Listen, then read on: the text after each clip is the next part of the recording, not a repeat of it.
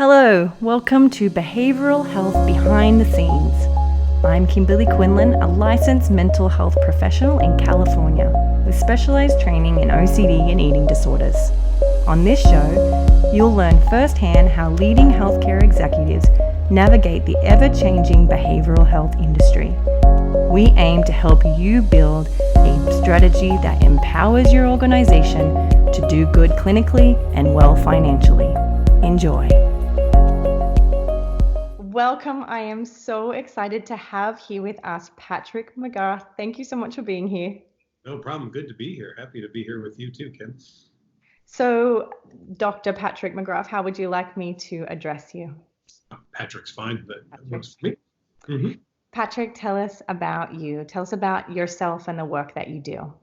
Sure. So I've been treating OCD for 20 years now. Started off in a postdoctoral fellowship with Alec Pollard down at the St. Louis Behavioral Medicine Institute. And over the course of my career, I've opened up 2 intensive outpatient programs and a partial hospitalization program for OCD and anxiety, as well as recently a residential treatment center for anxiety and co-occurring substance use as well. So good. So good. Thank you for all the work that you put in. That's amazing. Sure. It's been fun. And then peppered in there are a book called the OCD Answer Book and another book called Don't Try Harder, Try Different. And I speak at the Anxiety and Depression Association of America conference, the Association for Behavioral and Cognitive Therapies, and the International OCD Foundation conference almost every year as well too. So try to make the rounds and do that. And usually here in the Chicago area, probably about 30 talks a year or so and trainings for people in the local community on anxiety disorders, school anxiety, school refusal, which is another area where we opened up an IOP as well recently too. Very cool. Very cool. Well, I'm so glad to have you here because you're so obviously just filled with expertise and knowledge. Tell us a little bit about your understanding of the behavioral health industry. That's a lot of why we're here. What do you think are some of the biggest problems that we're facing in the behavioral health industry? There are so many things I think that we could talk about, but the biggest piece that I've really noticed recently would be insurance, probably insurance reviews. We recently had a case that met amazingly great criteria, we felt, for residential, someone who had failed 2 partial hospitalization programs already and who was actively abusing substances. And they were denied at admission when they came to our residential. And when we called to do the peer review, that was denied, and a second peer review was denied too. All of them saying, well, he should go back to PHP. And our statement was, he's tried that twice and he's failed twice, and there are no anxiety PHPs in his area. And that leads me to another area that I think we really have to talk about, and one that is one of my just biggest gets my goat kind of thing, which is there's a lot of therapists out there who say that they treat anxiety disorders and who say they treat OCD because they're just ticking off boxes on things. And a lot of companies who are looking at this from a managed care point of view will see, well, this place says that they treat OCD, so therefore we'll just send them there. And they may not have any specialties at all in OCD. They just clicked a box that said they do. So I don't think that there's a lot of vetting that goes on that really ought to go on with a lot of the managed care companies that we're dealing with to really make sure that the patients are being seen by somebody who really knows how to treat them, instead of throwing them in a general program with a room full of people who have mood disorders, psychoses, drug addictions, and all trying to do the same therapy with everyone and hoping that it's going to touch everybody and cure all of them. Right. Absolutely. Absolutely. So to use the example that you gave of that patient, how can we solve this problem that this patient, and I know, many more are facing? What are some of your thoughts in terms of us coming up with a solution to these kinds of problems on those different levels too?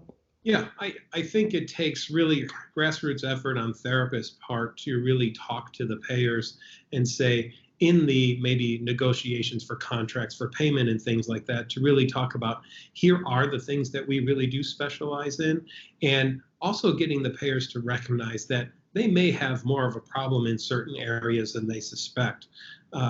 For example, we get a lot of people with OCD who say have fears of harm, right? It's probably recently the most common way that OCD is coming about.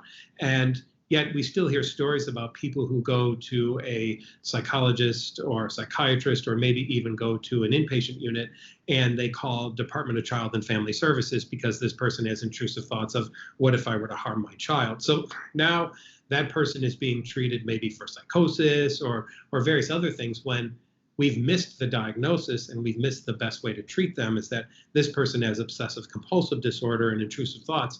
And it's very treatable if we would allow for that to be treated, but we're missing out on it. And I think then that the bottom line comes down to, and maybe we could convince some managed care companies of this, if they were to get the correct diagnoses and to have people who really specialize in some of the disorders that they're hoping to cover, that in the end it would save them a lot of money from these people continuously going back to inpatient units, going back to partial programs that don't really work or specialize, or seeing therapists that don't specialize in it, or being put on medications that they may have to pay for the rest of this member's life, when maybe if we got the right therapy, we could significantly decrease the amount of medications, or maybe even get them off of it over time. Right, right. And what's your experience? Because as a clinician myself, what's your experience with trying to get the payers to take clinicians who are very well trained? What advice would you give there? That is probably where we're at, is trying to figure that out right now. And what can we do to get in front of payers, again, not just to discuss contracts in terms of numbers and what will be covered at what rates, but really to also say, we'd like to be your preferred providers for this disorder. And I think it's going to take something like that, and maybe some kind of grassroots effort. There's one thing that I've been very interested in doing, and I take a cue from our friends in the substance abuse community who have these criteria that they call ASAM criteria. And it's a list of all the different levels of treatment that are available along 6 different dimensions. And you take a look on those 6 dimensions where a patient falls, and then you see on the column where that says the level of treatment should be provided at. And I'm wondering if we could kind of use a model similar to that for anxiety disorders. And so it's an area that through my company, AMITA Health, that I've been kind of charged with taking a look at if we can do. And my goal over the next year or two is to really propose this idea, and maybe some talks and groupthink discussions at conferences to see, are there other people who would also be interested in doing this? And maybe we could really work on setting a standard for anxiety disorder, PTSD, OCD treatment, like our friends in the substance abuse world have already done, and done a very good job at. Oh, fantastic. That's so interesting. It's true for the eating disorder community too. They do have some levels in there as well, but we don't have it for anxiety. So that's really, really interesting. We've already been talking about OCD. Could you dive in a little bit deeper into how this particular population are misunderstood in these industries? Sure. First of all, there's just a lot of people who want to do talk therapy with people with OCD, and I can't think of a larger waste of time doing something along those lines. If any of you out there watching this have ever talked to someone with OCD and tried to convince them to not have OCD, you've realized what an amazingly futile attempt that is. It's analogous to telling someone not to think of a pink elephant and then seeing if they don't, which they are going to think of it. So first of all, it's getting people to recognize that there really is a specialized treatment out there for OCD, and there's not a ton of people who do it. So steering people with OCD to those folks is going to be in your best interest in the long term in terms of saving you money as a payer over time. I think also it's getting people to recognize the myriad ways that OCD presents itself. We're not just talking about hand washing or checking the stove to see it's on. We're talking about scrupulosity, about did I do something morally or ethically or religiously wrong, and will I be damned to hell for all eternity or hated by all the human race for a thought or an action or an urge that I had. It's a fear that I've harmed someone, and maybe I had just a thought about it, but maybe I even, while I was standing at the train station, thought about pushing somebody into an oncoming train. Well, do I really want to go and talk to somebody who isn't familiar with that about that thing? Because I'm really afraid of the way they're going to react to it, right? Versus somebody who specializes like we do at OCD, who's going to go, oh yeah, I've seen like 27 of those already this month. I can treat that very easily. So it really does also put the patients at ease when they talk to somebody who knows exactly what they're talking about, and not somebody who says, I've never heard of that before, and I'm a little concerned about it. So there's a lot of things that probably in those lines that we can do to really improve the whole experience for patients who have OCD.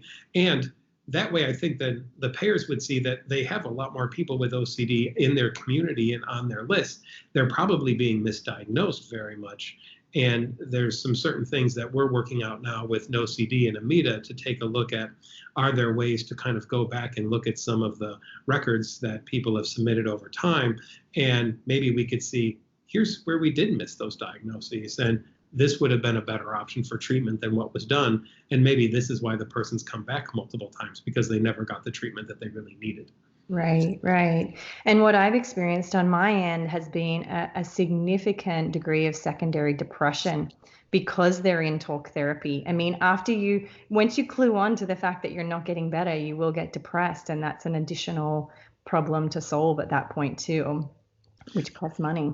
Absolutely. And what I've been really interested lately is the secondary substance use that also occurs in anxiety disorders, and taking a look at how much of the substance abusing community has an underlying anxiety issue that has never really been treated, and maybe why some of the reasons there's so many relapses that we might see in the substance abuse community is because we continue to just treat the substance use and we don't treat some of the underlying issues that are there.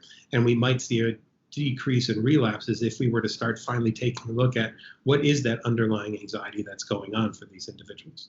Right, right. Why do you think this, particularly OCD and anxiety disorders as well, why do you think they are so misunderstood? Why are we still here, in your opinion, in regards to other disorders having these hierarchies and these levels? Why do you think OCD is so misunderstood?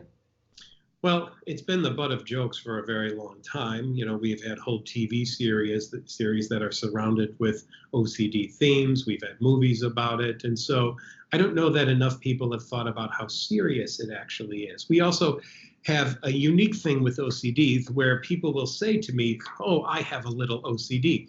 No one has ever said to me, I have a little schizophrenia. I've never heard that at all from anybody that I've interacted with. But once you tell someone you run an OCD clinic, most people will say, I've got a little OCD about something. So I don't know that most people see OCD as a really significant problem, except for people who actually have the diagnosis of OCD.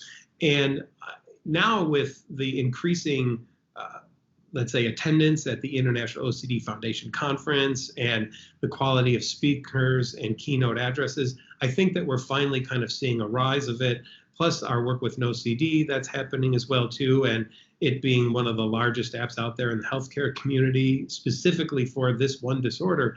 I'm hoping that we're going to see a bit of a groundswell here, and finally people starting to recognize not only what OCD is, but also what OCD isn't. It's not just worrying about something and thinking about it over time.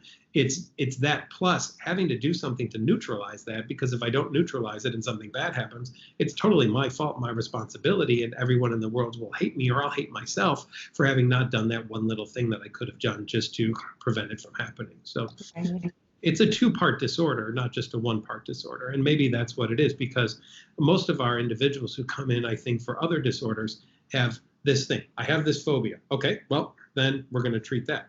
And with OCD, it's I have these really bad, awful, horrible, intrusive thoughts that I describe, or images or impulses. And I also do all these other things as well, too. And everybody sees all the other things that are done, but no one sees the images or the impulses. Mm-hmm. And maybe there's a lot of people who are just afraid of talking about them because of how embarrassing they might potentially be. And believe me, people have opened up about what would be an amazingly embarrassing array of things if you were to say it in the general public. Right. Absolutely. Even this morning on social media, I posted something to do with what was the most annoying things people have said to you about OCD. And a lot of people responded saying their clinician was saying things like, turn it into good, or, use it for your benefit, it'll make you more clean, and all these kinds of things. It's so misunderstood. Yeah. Or stupid things like thought stopping. Well, just stop thinking that, or picture a stop sign in your head, or snap a rubber band on your wrist every time you think it. And you're just going to get a sore wrist and maybe, a latex burn from that. It's not going to be anything beneficial to you whatsoever. So, Right, right. How do you think we get the payers and the providers to understand this?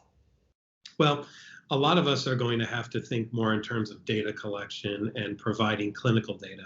I think we've had a bit of divide where we've got great researchers who are doing wonderful work on it and studies, but with anecdotal populations like college samples and things of that nature. And one thing that we're looking at doing at AMITA now is we're converting over to an electronic data collection system so that we'll have instantaneous feedback and be better than just the paper system that we were doing where inevitably a page gets lost or something happens. So I'm really excited that that data collection is going to really help bolster what we're doing, and I think then be able to prove to payers that what we're doing actually does work. We've relied way too long on, I know what works because I've seen it work, and we have to follow it up with data. So my hope also is that we can kind of light a bit of a fire under individual clinicians as well too, that maybe together at conferences or something, everybody could get a pile of data together, and we could kind of mass all that into one if we have an agreed upon set of questionnaires that everybody does, and then we could analyze all of that data together and show, listen, here's from 40 different providers across the country who are doing OCD work and the changes that they've seen in their patients with OCD. I think that would be wonderful. Yeah, I agree. I totally agree. This is so great. And it sounds like you guys are making some massive, movement here. We're trying because we need to make some changes, and we can't just let people suffer anymore. And I go back to that one denial that I had of that guy, and I just think how frustrating it was for me. And when you've got a patient in your office, because he had come to the residential and he's crying because now he has to go home because he can't afford the payment, and he knows that he's just going to go home and he's going to go back to drinking again, and he knows that the partial they're going to pay for is the partial that he's went to twice and already failed. And you can see why people get depressed secondarily as well too because of this, because they just feel like nobody's listening to me and nobody cares. And here's this insurance that I've paid all this money for, and they don't care either, because they just want to see me do what they think is best for me, which we all already know isn't best for that person. Right. And how frustrating for him, because the answer is right there. Like, he was in the door. He was in the door. Yeah. I mean, he'd already done a day of programming, had already seen what we were going to do and everything. He was so excited about it. And it was heartbreaking to have to say to him, your insurance denied you. Yeah, that is heartbreaking. I feel it right now. That's really hard. Okay, so, all right, I love the work you're doing, and thank you again. I think that even hearing that story empowers me even more and fires me up, right? Which is a good thing. Absolutely. Let's talk about the future, right? Because that's what we've got to work on. So, if we were to fast forward 20 years, let's say, into the future, what would you like to see in the behavioral health industry? What would you like to, what's your dream here? Well, a few things. I'd like to see that we have stopped the split between behavioral health and chemical dependency, and that we all embrace that we can treat both of these things at the same time. My work with Margaret Sisson and her foundation, Riley's Wish, is so important to me because her son, who was studying to be an OCD therapist and who had OCD, and who had early in his life been turned on to drugs and alcohol as a way to manage things before he started getting treatment, and who eventually, though he was sober for a bit and was back to school, was at a party one night and offered something and decided to take it, and it was fentanyl and it killed him. I don't want to see people dying anymore because of this. And his story was that he went to a residential treatment center for OCD, and they kicked him out because he was trying to get into the nurse's room in order to get some medications. And then he went to a treatment center for drugs and alcohol, and he got kicked out of there because he couldn't get to groups on time. And the reason was because he was doing rituals in his room. And no one was treating the whole person. And he's dead because of that. And that's very blatant to say, but it's very true. And Margaret would say it as well, too, if she was here with me. And so my talks with Margaret have really influenced me, and I don't want to see that happen to anyone ever again.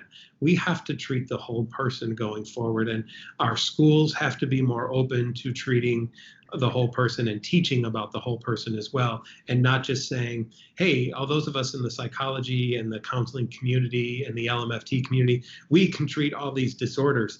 And then there's those chemical dependency things. They treat those things themselves. And we can't do that anymore. People are going to continue dying because of that, especially with the opioid crises and the things that we see going on right now.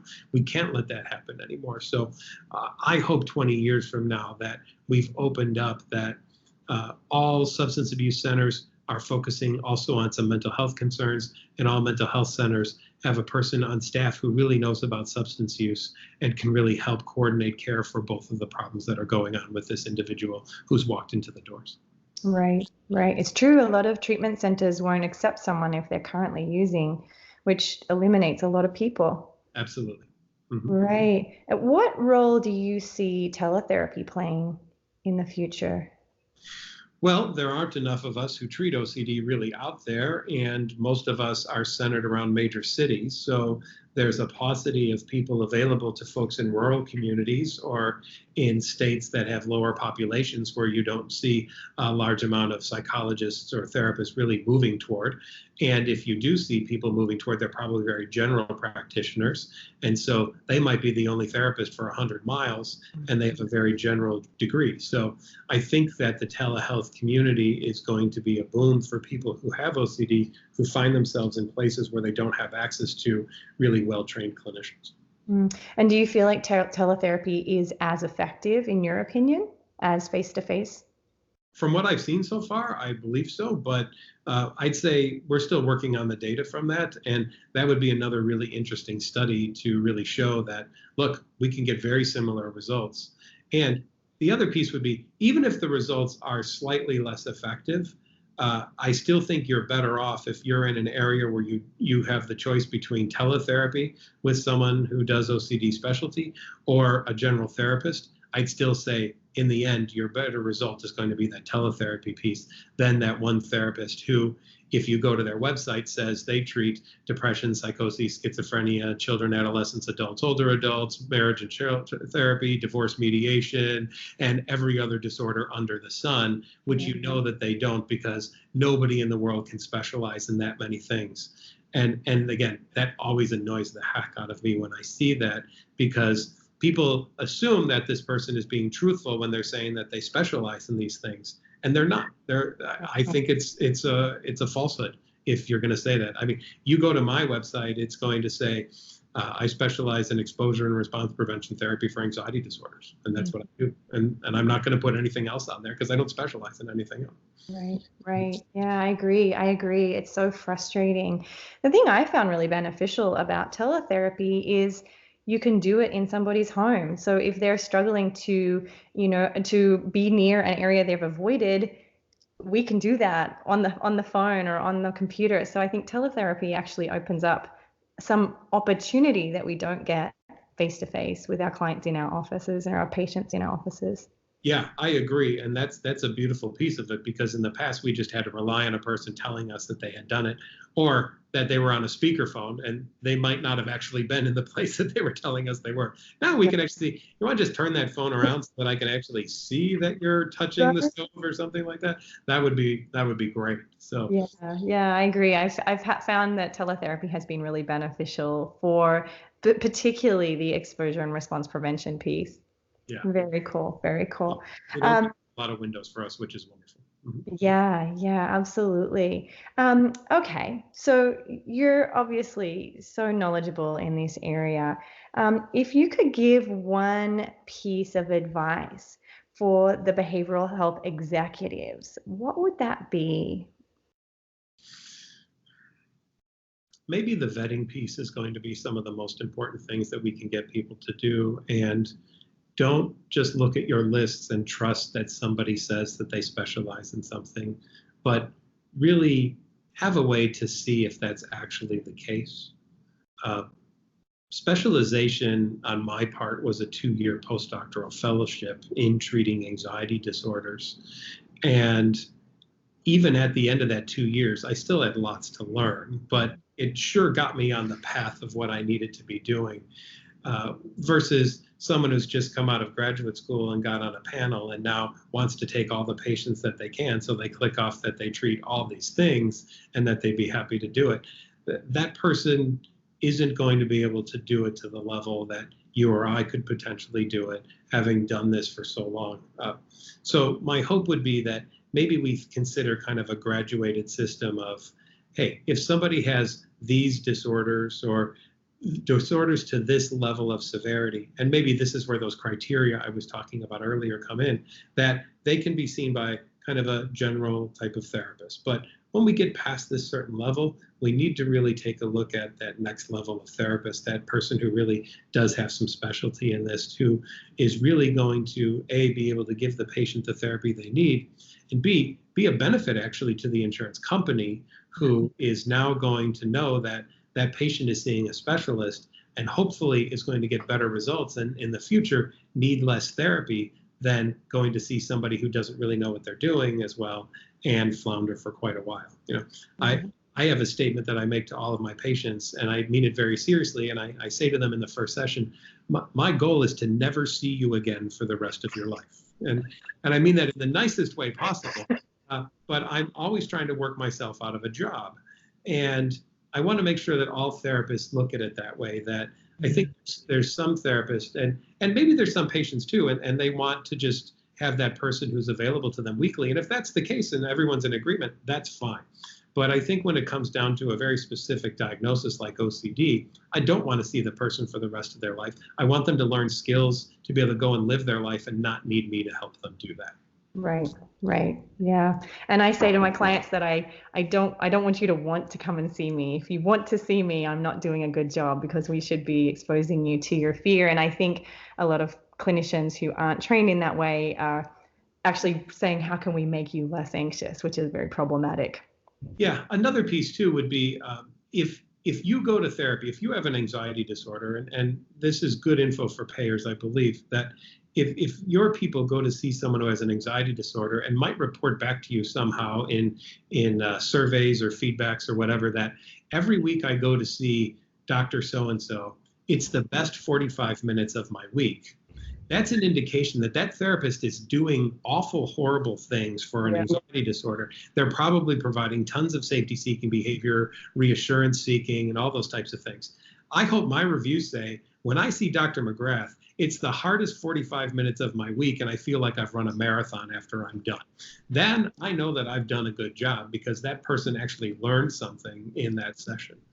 If we don't teach people skills, and if we don't require our therapists who are on our panels from companies to be really skill-based, I don't think that we're serving the patients in the way that they need to be served. If it's just sitting and talking and hoping to make you feel better, that doesn't help people in the long term who have an anxiety disorder and OCD diagnosis. They're already getting from everybody else, and then we're just repeating that as well. We have to do something else and something different than what we see everybody else doing, or else we're not worth our salt whatsoever. So I think we can prove that we're worthwhile by showing the payers that we do something different than most therapists do. Right. So true. And how might they vet?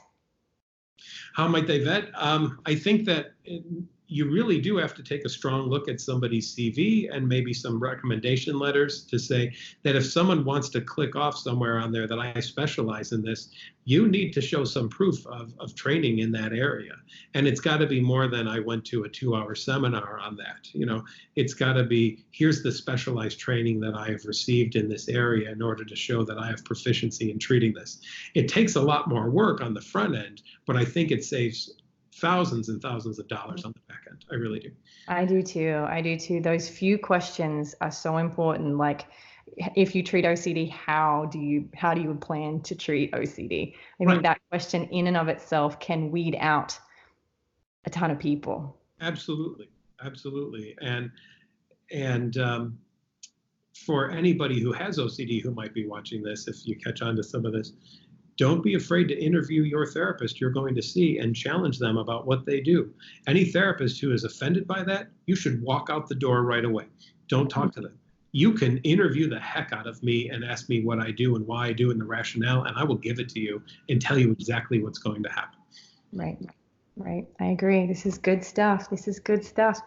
Well, is there anything that you feel we've not covered, some important message that you think we really need to cover here in this particular topic? I think that we have to really take a look at the fact, especially from an OCD point of view, that this really is a serious diagnosis. The World Health Organization has called OCD one of the top 10 most disabling disorders in the world. And you're not going to treat one of the top 10 most disabling disorders in the world with a general talk therapy, right? You really do need a specialized treatment for something that is as significant and severe as OCD is. And we can't just lump people with OCD into the rest of all the diagnoses that walk into therapist offices. We really do have to recognize what a life and death sometimes situation this could be for people who are going to either turn to drugs or have suicidal ideation, secondary depression, and all those things. We might be able to wipe out a ton of substance use and depression and suicidality by attacking someone's OCD, even though on the front end, the payers may see this person's a substance abuser or this person's depressed, because those secondary things might be what brings someone into therapy, and they don't get to the underlying issue that's really there. And we have to make sure that we have skilled enough people who can find that underlying issue and treat it so that that person doesn't come back for therapy again.